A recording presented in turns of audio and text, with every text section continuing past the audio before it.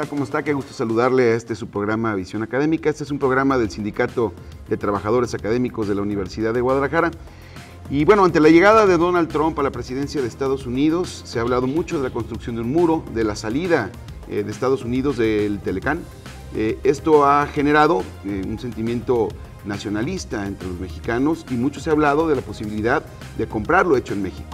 Ante esto, el día de hoy tenemos como invitados al doctor Antonio Ruiz Porras, quien es el coordinador del doctorado de Estudios Económicos del CUSEA de la Universidad de Guadalajara, académico de la universidad, y a Osvaldo Barragán, quien es un empresario, expresidente de CareIntra, y con ellos vamos a platicar si podemos comprar lo hecho en México o vivir de lo que compramos con lo hecho en México.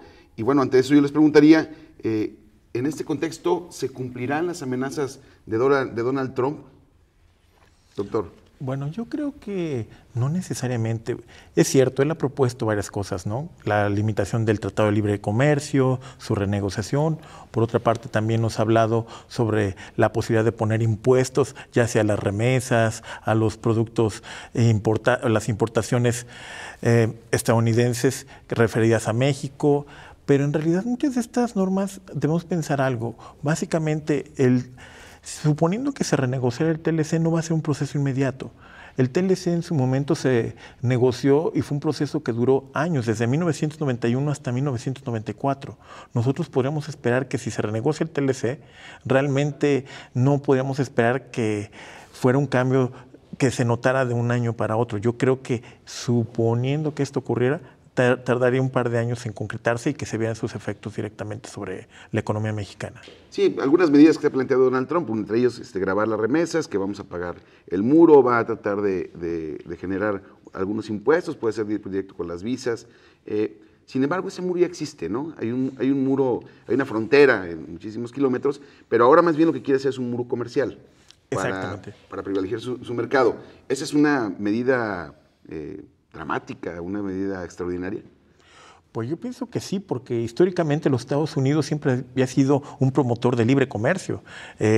Tradicionalmente fue de los países fundadores de la OMC, anteriormente del GATT. Entonces, pues la verdad es que esto sí es un cambio del paradigma que se ve con respecto a lo que ocurría anteriormente. Ahora, también aquí debemos considerar algo, ¿no? Suponiendo que se pusieran este tipo de medidas restrictivas hacia el libre comercio, pues lo que nos vamos a encontrar es con una situación donde él va a chocar directamente con una de las instituciones más importantes en el ámbito internacional, que es la Organización Mundial de Libre Comercio. Entonces, pues a final de cuentas, pues lo que yo creo es que estos efectos van a ser un tanto limitados, porque él no se aventaría el round literalmente de enfrentarse contra toda la OMC, que es un grupo supranacional que trasciende evidentemente al Tratado de Libre Comercio. ¿No crees que sea tan fácil entonces, doctor, que se pueden llevar a cabo estas medidas? Digo, grabar las remesas, por ejemplo, tendría que grabar pues todas las salidas de dinero de Estados Unidos y eso prácticamente es una locura. O podrías encontrar algunas otras alternativas, ¿no? Trasladar el recurso de las remesas a un banco en España, que aquí hay bancos españoles, o un banco suizo, o un banco de Gran Bretaña, y luego hacer la transferencia por acá, y eso a lo mejor te podría quitar esto que se graba.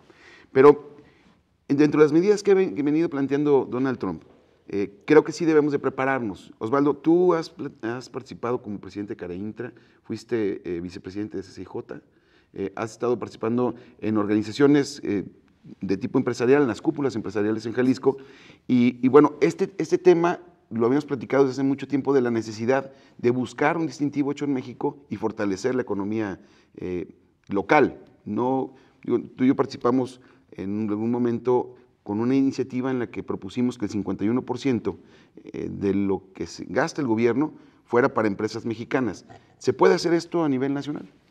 Mira, hay que entender esta algarabía que ha habido en las redes sociales por el tema de reconocer los productos hechos en México, pero hay que partir de un supuesto y aclarar algún tema. Por un lado está el distintivo, el sello propiamente que regula la Secretaría de Economía y que tiene ya al menos un poco más de 25 años. Ya existe, y el sello distintivo únicamente es una manera de identificar los productos que están hechos en México con materias primas mexicanas. Ese es un tema. Pero por otro lado, hay que entender que no se puede ser tan nacionalista con tratar de comprar todo fabricado por insumos o materias primas mexicanas, porque prácticamente sería imposible. Hay que pretender que los productos hechos en México, sin importar el origen de las materias primas, es la medida más inteligente, porque en esto estamos tratando también la inversión extranjera genera riqueza, paga impuestos, genera mano de obra. Entonces creo que hay que entender partiendo de ese equilibrio. Ahora, este impulso que recientemente el presidente de la República le está tratando de dar a todo este distintivo hecho en México, me parece que es muy loable en esta coordinación con la CONCAMIN y con las cúpulas en general, las cúpulas que pertenecen al Consejo Coordinador Empresarial, pero yo creo que hay que ser equilibrados con lo que se pretende y sí decirle al ciudadano de a pie que hay que saber identificar lo que es un producto hecho en México y aquello que es 100% mexicano, porque hay una diferencia importante.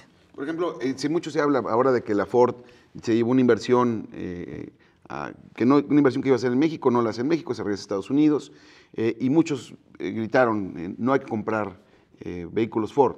Sin embargo, Ford tiene alrededor de 7,000 empleos directos en sus plantas en México, y la verdad es que no tengo la cifra de cuántos empleos indirectos con las agencias Ford que hay en el país. Esto podría ser, me parece que es una respuesta a un llamado que hace Donald Trump, y que por la misma forma de que ahora nos despertamos todos los días esperando a ver el tweet de Donald Trump, ¿no? Esta reacción que tuvimos como los mexicanos de decir no compramos Ford, ¿afectaría en todo el caso del mercado? No, sin duda. Mira, el encadenamiento productivo es tan real, tan alto, que dejar de tomar decisiones de ese tipo, o más bien tomar decisiones de ese tipo y dejar de comprarle a transnacionales, afectaría definitivamente la generación de empleo formal e informal. Tú has dicho, el sector automotriz en México es de los sectores que crece a razón de 2 dígitos, tal vez sea el único en este país en los últimos 5 años. Entonces, la derrama económica que hay alrededor de toda esta zona del Bajío en México es más el empleo indirecto que el directo. Ahora bien, hay que entender que hay autos se han identificado al menos en los últimos, un estudio que recién sacaron en internet, al menos 35 autos y vehículos en general armados completamente en México, incluyendo algunos de Ford, ¿no? Entonces sí, algunos son importados, pero algunos son armados totalmente aquí, y eso genera riqueza, insisto, pago de impuestos y generación de mano de obra directa e indirecta, que me parece lamentable tratar de decidir de una manera muy simple, dejar de comprarle a Ford o a cualquier otra compañía que tanta derrama económica producen para México. La pregunta sería, doctor, ¿pierde Estados Unidos si compramos únicamente productos mexicanos? Pues realmente, suponiendo que compráramos productos mexicanos exclusivamente, realmente sí pierde Estados Unidos. ¿Por qué? Porque vamos a suponer que nosotros compramos solo los jitomates que se producen en México, por decir algo, ¿no? ¿Qué es lo que va a pasar?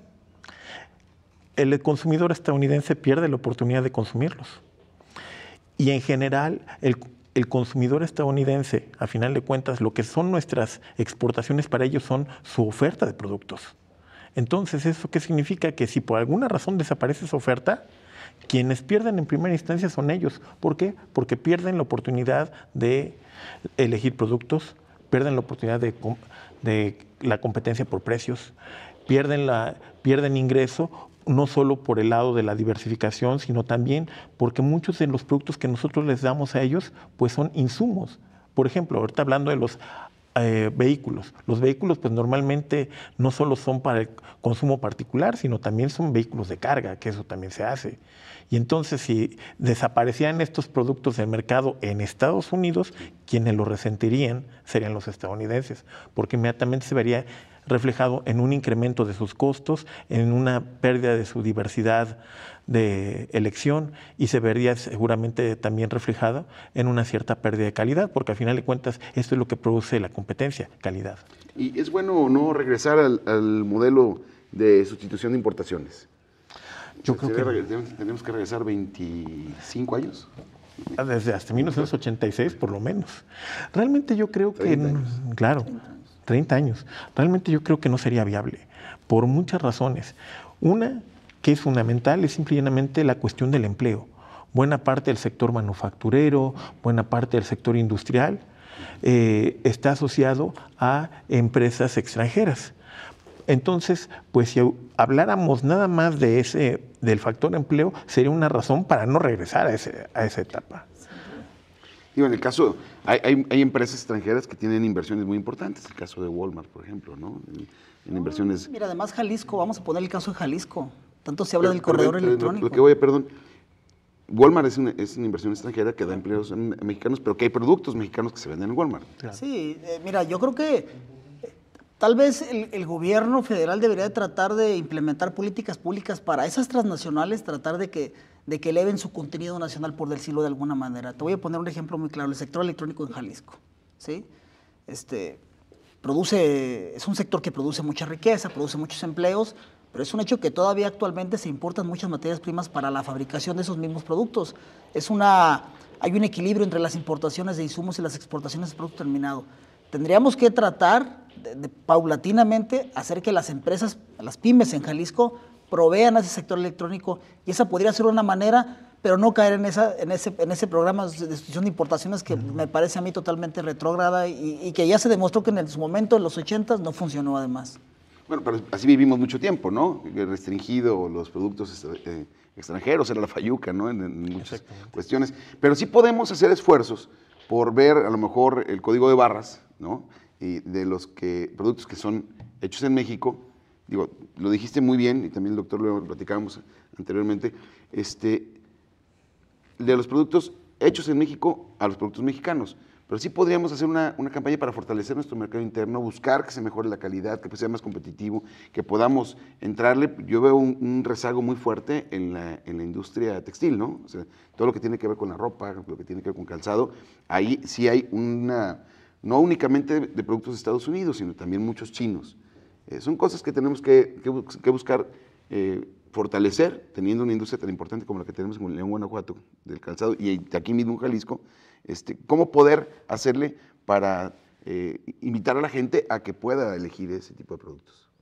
No, sin duda la manera de identificar con el 750 el código de barras es importante. Aunque hay que también aclarar una cosa, ¿no? El código de barras es una manera de identificar o de etiquetar productos, pero también cabe la posibilidad, porque no hay manera de detectarlo, que sean productos nada más importados, empacados y reetiquetados en México. También no hay que caer en esa posibilidad. Vamos a ir a una pausa y regresamos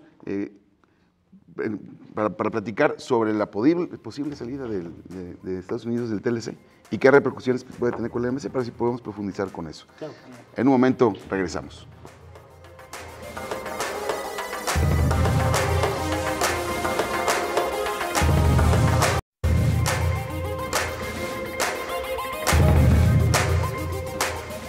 Regresamos, este es su programa Visión Académica. Recuerde seguirnos en las redes sociales. Yo soy como @EnriqueV y también seguirnos en @académicavisión y también en Facebook. Bueno, yo soy Enrique Velázquez, soy conductor y, a ver, doctor, tú tenías un tema en el primer bloque. Algunos pensamos que es muy difícil, tú lo decías, vamos a tardar años en salirnos del TLC, pero supongamos que se pudiera dar de manera rápida. Simplemente ya no le entra la renegociación, cierra fronteras. Eso está pasando en todo el mundo, digo, la salida de Inglaterra, a volver a éxito, pues, de la salida de la Comisión Europea, pues todo el mundo pensábamos que eso no iba a pasar. Digo, sabemos que va a llevar un proceso de 1 año y medio, 2 años para poder salir de la Unión Europea, pero es un hecho, lo va a hacer Inglaterra, la Gran Bretaña. En el caso de Estados Unidos, ¿lo ves más difícil que lo que hicieron en el Reino Unido? Yo creo que sí, porque hay varios factores. Para empezar, hay que recordar algo. La unión entre Inglaterra y la Unión Europea básicamente era no tanto por el lado comercial, sino por los servicios, particularmente servicios bancarios, servicios aseguradores, no era tanto la producción. De hecho, si lo pensamos, la industria inglesa está en la India realmente, no está en Inglaterra. Entonces, en cambio, lo que tenemos nosotros es que por una parte tenemos con que hay una vinculación industrial muy fuerte. Todo el sector manufacturero, de hecho, está la vinculación que si nosotros queremos saber cuál es el PIB de México, lo único que tenemos que hacer en este momento es ver cuáles son las expectativas del PIB manufacturero de Estados Unidos. O sea, está la sincronización que no necesita, que es una sincronización por el lado financiero, es por el lado industrial, es por el lado de servicios. debemos pensar que buena parte de los servicios, por ejemplo, turísticos, hoteleros, cadenas de distribución como Walmart, todos estos, pues hay capital estadounidense. También está todo lo que es el área de manufactura, que es el sector más importante en la economía mexicana, mayor que la importancia que el sector primario o lo que es el sector de servicios. Y también lo que tenemos es que además hay una vinculación financiera. Bueno, no es por nada, pero podemos ver el caso de Citibanamex, ¿no? O sea, eso pues de lo que nos está hablando es de que hay una integración muy fuerte entre las dos economías. Ciertamente esto implicaría desmontar estos entramados institucionales, pues nos tardaría años, aún suponiendo que fuera posible. Realmente lo más probable es que trabajaríamos de manera subsidiaria, esto es, realmente replicaríamos el ejercicio, aunque la empresa en teoría fuera mexicana, ¿no? Pero si Trump dice que le vale eso, ¿no? Y empieza a echar para atrás inversiones, y empieza a presionar como lo que hizo con Ford, a unos días de haber llegado a la presidencia de Estados Unidos, si empieza a tratar de regresar, es decir, no compres el aguacate en México, empiecen a sembrarlo en California, o no empieza a comprar los berries, lo que sea que se produzca en México, y te vamos a dar incentivos fiscales, y le va apostando a esa política. Nosotros tenemos que estar preparados. Osvaldo, ¿estamos preparados para ese tema? Mira, yo creo que no. Es una realidad que no, porque nadie pensaba de entrada que el presidente hoy de Estados Unidos fuera Trump. Eso yo creo que nos sorprendió a todos. Nos sorprendió a todos, me incluyo. Más sin embargo, creo que dentro de toda esta parte y todo este ambiente pues, negativo que se da alrededor de la llegada del presidente Trump a Estados Unidos, creo que lo que tenemos que aprender los mexicanos es que tenemos que crear un camino alterno al que ahí teníamos. Creo que fuimos muy dependientes de lo que nos pudiera proveer el TLC. No por nada, el 70% de nuestras exportaciones no petroleras están hacia Estados Unidos. Lo mismo que Canadá. O sea, tenemos un comercio muy entramado que sería difícil echarlo por la borda. Más sin embargo, yo veo complicado. Voy a poner un ejemplo. Del 100% de las empresas en México, 98 son pymes, eso lo dice el INEGI, y el 72% del empleo que se genera en este país lo generan las pymes. Yo veo muy complicado que podamos voltear a comprarles el 100% de nuestros requerimientos como industria a las pymes, porque seguramente entraremos en situaciones de certificados, de calidad, de temas ambientales. O sea, sí tiene que haber un impulso. Creo que se tienen que voltear al fortalecimiento de esa pequeña industria, porque nos tenemos que volver, si no independientes, porque suena muy romántico y es verdaderamente algo imposible de la noche a la mañana. Sí tenemos que entender que nos tenemos que fortalecer internamente. Va a ser muy difícil, todo el mundo lo quiere exportar a Estados Unidos. Pero hay que romper esquemas. Pero hay que romper esquemas. Hay que romper esquemas, hay que voltear a otros mercados. Ayer nada menos algunas personas me decían, no, hay un mercado en Corea, hay un mercado en Japón, en Rusia incluso, que están comprando productos mexicanos para poder generar nuestras exportaciones. Y, por ejemplo, en Rusia no tienen problemas de plagas, pues no se da nada por el frío, ¿no? El asunto de la inocuidad. Entonces, tendríamos que explorarlo, pero vamos a tardar. Claro. Sí, es un hecho. México tiene 40 tratados internacionales de libre comercio, un poquito más de 40. En realidad los podíamos explorar todos, pero es un hecho que la cercanía con Estados Unidos, la primera economía de este planeta, con un tratado de libre comercio, con cero arancel, pues facilita las cosas. Ya hay sectores industriales, la CONCAMIN incluso en México se estableció bases para tratar de ir al mercado sudamericano, y sin duda que podemos explorar esa posibilidad, pero va a ser a mediano plazo. En el corto plazo tenemos que tratar de ver cómo resolvemos, o cómo en realidad México trata de renegociar lo más favorable posible esta aparentemente apertura al TLC, en lo que vamos creando un camino alterno, pero de la noche a la mañana lo veo prácticamente imposible. Y hablamos mucho del ataque de Trump hacia los mexicanos, ¿no? La economía mexicana. También en estos últimos 3, 4 días ha habido deportaciones masivas, están buscando a la gente, la persiguen, el sheriff de Arizona lo vuelve a hacer, ¿no? O sea, se dedica a estar persiguiendo indocumentados. Está cumpliendo sus promesas Donald Trump, ¿no? En ese sentido. Pero lo que quiere desatar, ¿qué será? ¿Una guerra comercial? ¿O realmente quiere lo que han hecho todos los republicanos en los últimos 25, 30 años? Una guerra de todo tipo. Bueno, yo creo que hay algo muy curioso. Quizá el principal enemigo de Donald Trump es el propio Partido Republicano. Porque hay que recordar que el Partido Republicano en su momento fue el que impulsó el TLC. Curiosamente no fue Clinton, se consuma con Clinton, pero en realidad es una iniciativa del Partido Republicano.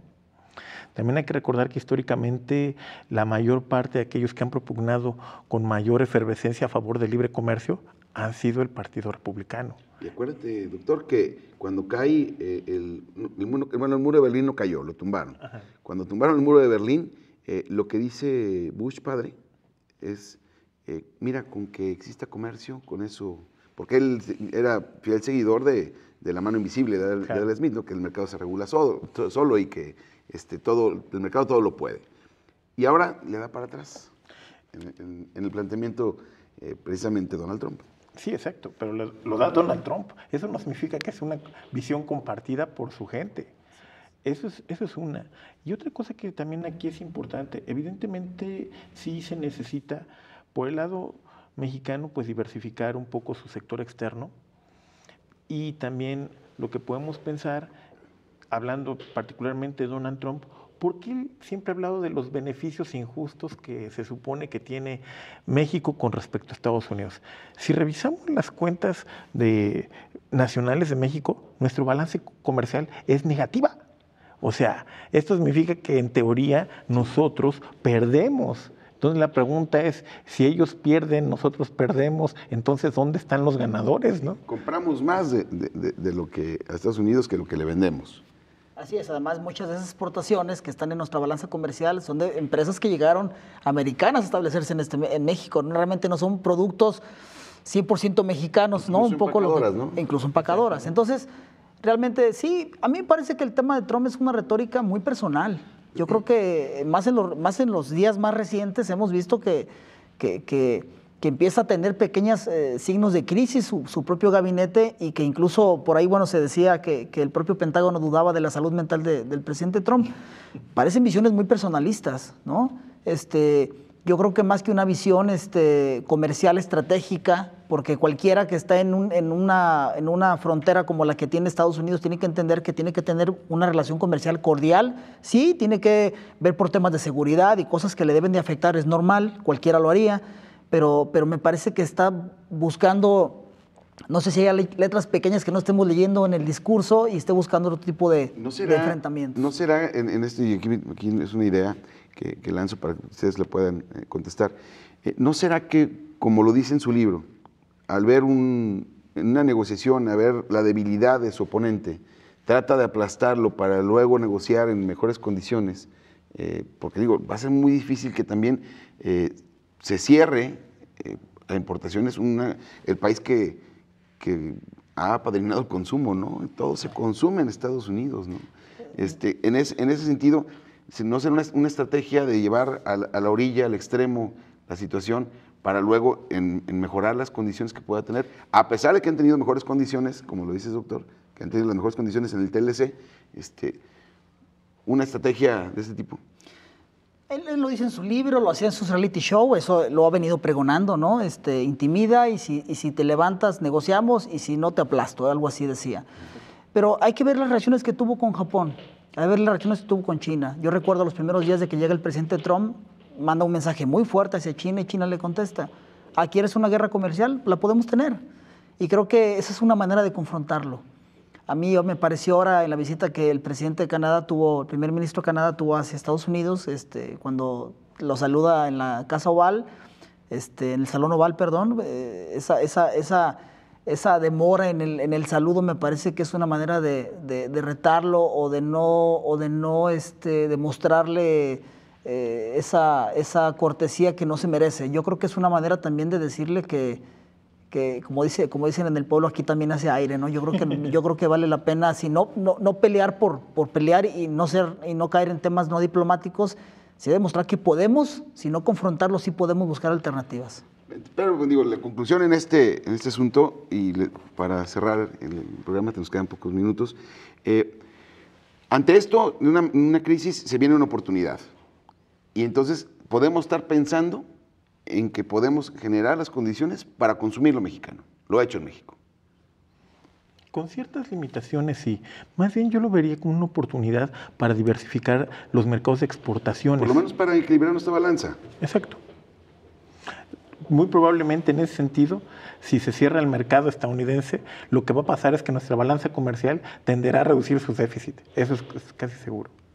Sin duda. Yo creo que a la par coincido con el doctor de diversificar nuestro mercado de exportación, que sin duda es algo que tendríamos que haber emprendido hace muchos años. Creo que sí vale la pena intentar, insisto, tratar de sí apoyar a las pymes, sí tratar de consumir lo hecho por ellas, sí entender la diferencia entre lo 100% mexicano y lo hecho en México para que quede bastante claro, porque también la inversión extranjera es bienvenida en este país, claro. Es una manera de crecer y una manera de generar riqueza, pero creo que es una buena oportunidad para tratar de fortalecer esas pequeñas y medianas empresas que tanto generan empleo en este país. Pues la mejor opinión la tiene la gente. Yo creo que debemos de buscarlos, que de alguna manera los mexicanos que consumimos en exceso productos extranjeros, es una buena oportunidad para empezar a conocer lo hecho en México, para darle máxima publicidad, que se pueda competir en calidad, que busquemos incluso no nada más fortalecer nuestro mercado, sino también exportarlo. Doctor, te agradezco mucho la posibilidad de estar el día de hoy aquí y agradecer que cambiaste algunos pendientes por acompañarnos. Y bueno, Osvaldo, gracias por acompañarnos el día de hoy. Esto es Visión Académica y la mejor opinión la tiene usted. Nos vemos en la próxima.